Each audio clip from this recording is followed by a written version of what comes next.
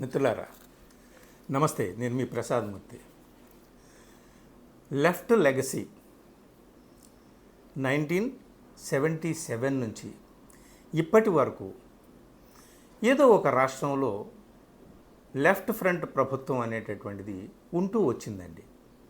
అది వెస్ట్ బెంగాల్లోనా, లేదా త్రిపురలోనా, కేరళలోనా, ఏదో ఒక రాష్ట్రంలో, అంటే ఈ గడిచినటువంటి 50 సంవత్సరాల్లో.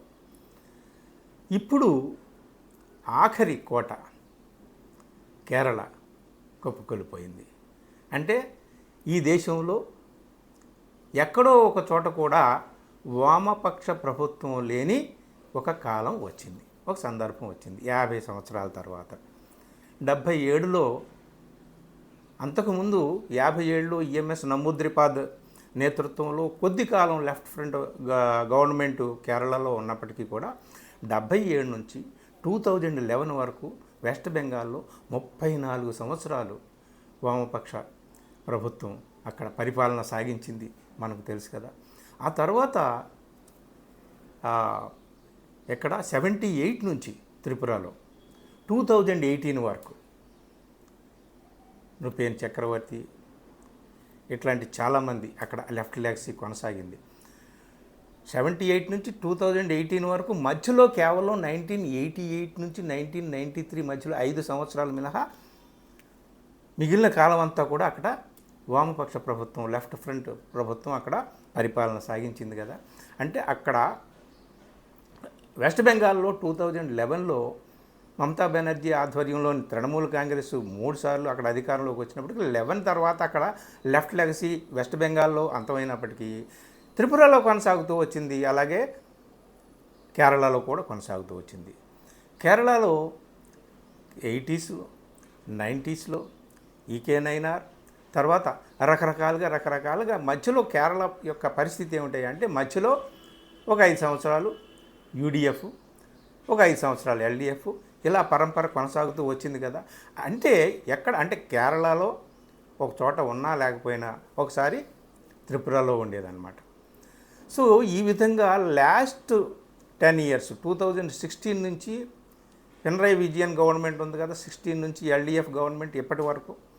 అంటే వెస్ట్ బెంగాల్లో లేకపోతే త్రిపురలో లేకపోతే కేరళలో ఎక్కడో ఒక చోట లెఫ్ట్ ఫ్రంట్ గవర్నమెంట్ అనేటటువంటిది ఇప్పటి వరకు వచ్చింది. ఇప్పుడు ఎల్డిఎఫ్ కేరళలో కూడా ఘోరంగా పరాజయం పాలవడంతో దేశంలో ఎక్కడా కూడా ఒక్క చోట కూడా లెఫ్ట్ ఫ్రంట్ గవర్నమెంట్ అనేటటువంటిది లేకుండా అయిందండి. ఇది రానున్న రాజకీయాలని ఏ విధంగా ప్రభావితం చేస్తుంది? లెఫ్ట్ రాజకీయాలను, సెక్యులర్ పాలిటిక్స్ను, రాజ్యాంగాన్ని, ప్రజాస్వామ్యాన్ని ప్రేమించేటటువంటి వాళ్ళు ఎక్కడో ఒక చోట వామపక్ష ప్రభుత్వం ఉంటే బాగుంటుందని ఆశించేటటువంటి వాళ్ళకి ఇది చాలా ఆశాభంగమైనటువంటి విషయమే కదా. సో దీని ప్రభావం ఎలా ఉంటుంది? దీని మీద మంథనం ఎలా జరుగుతుంది? కమ్యూనిస్టులు దీనికి ఏం చెప్తారు? అసలు ఎన్నికల రాజకీయాల్లో కమ్యూనిస్టులు ఎల్లకాలము విజయాలు సాధించగలరా? ప్రపంచం అంతా ఏం చెప్తుంది? మన దేశ అనుభవాలు ఏం చెప్తున్నాయి? కమ్యూనిస్ట్ పార్టీల అనుభవాలు ఏం చెప్తున్నాయి? దీని మీద ఒక విస్తృతమైనటువంటి చర్చ జరిగేటటువంటి అవకాశం అయితే ఉంది. ఏది ఏమైనప్పటికీ కూడా లాస్ట్ 50 yearsలో తొలిసారి ఒక్క రాష్ట్రంలో కూడా వామపక్ష ప్రభుత్వం లేకుండా అయిపోయిందండి. ఇది నిజంగా ఒక విషాదం మన దేశ చరిత్రలో. చూద్దాం రానున్న రాజకీయ పరిణామాలు ఎలా ఉంటాయో ఏమిటో అనేటటువంటిది. ఈ మొత్తం పరాజయాలు, ఈ మొత్తం ఓటములు, ఈ మొత్తం పరిణామాలు, వీటినన్నింటినీ కూడా కూలంకషంగా పరిశీలించి, పరిశోధించి, వితర్కించి, తర్కించి, చర్చించి రాజకీయ పక్షాలన్నీ ఏకోన్ముఖంగా ఒక తాటి మీద నిలిచేటటువంటి అవకాశం ఉందా? లేకపోతే ఇలాగే చెల్లాచెదురుగా ముక్కలై కొట్టుకు చచ్చేటటువంటి అవకాశమే ఎక్కువ ఉందా?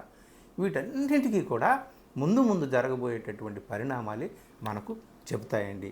చూద్దాం ఏం జరుగుతుందో. Thank you.